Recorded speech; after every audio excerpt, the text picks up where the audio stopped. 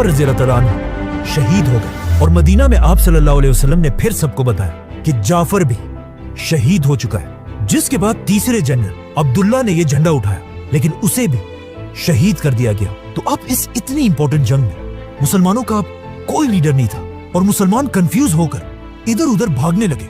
अचानक एक सहाबी ने मुसलमानों का झंडा उठाया और चीख चीख कर कहा कि मुसलमानों जल्दी अपना नया लीडर चूज करो वरना हमारी सारी फौज बिखर जाएगी। तो अब मुसलमान जंग के दौरान ही एक नया लीडर ढूंढने लगे और अचानक उन्होंने देखा कि एक मुसलमान जंग में बहुत बहादुरी से लड़ रहा है, खालिद बिन वलीद। और उसे देखकर ही मुसलमानों को जंग ओहद की याद आई, जिसमें पूरे अरब ने खालिद बिन वलीद को एक ग्रेट जनरल माना था।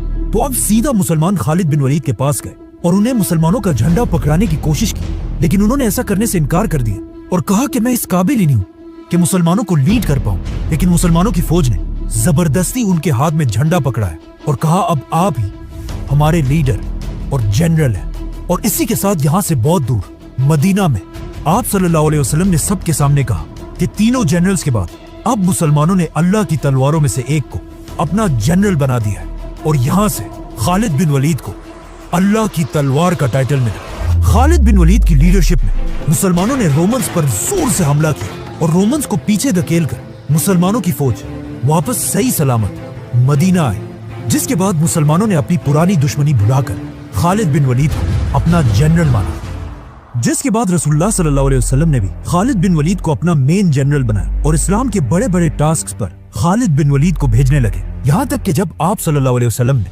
आखिर मक्का को फतह किया और 10,000 मुसलमानों के साथ मक्का के अंदर दाखिल हुए, तब भी खालिद बिन वलीद मुसलमानों की एक बहुत बड़ी फौज को लीड कर रहे थे। अब जब खालिद बिन वलीद मुसलमानों के बहुत बड़े जनरल बन चुके थे, यहाँ पर उनकी जिंदगी का सबसे खतरनाक मसला सामने आया। एक दिन आप सल्लल्लाहु अलैहि वसल्लम ने खालिद बिन वलीद को एक कबीले की तरफ भेजा कि जाकर उन्हें मदीना की रियासत के कंट्रोल में लाओ। जैसे ही खालिद बिन वलीद उनके पास पहुंचे, वहाँ के लोगों ने पता नहीं क्यों एक बहुत ही अजीब सेंटेंस यूज किया, जिसकी आज भी मुश्किल से समझ आती है। वो लोग खालिद बिन वलीद और उनकी फौज को देखकर चीखने लगे कि हमने दीन छोड़ दिया था और अब हम वापस आ गए हैं, समथिंग लाइक दैट, जिसकी खालिद बिन वलीद को भी सही समझ नहीं आई और वो समझे कि ये लोग इस्लाम को छोड़ने का ऐलान कर रहे हैं। तो उन्होंने हुक्म दिया कि इन सब के सर काट दिए जाए, जिसके बाद दर्जनों लोग मारे गए। अब जब इस बात का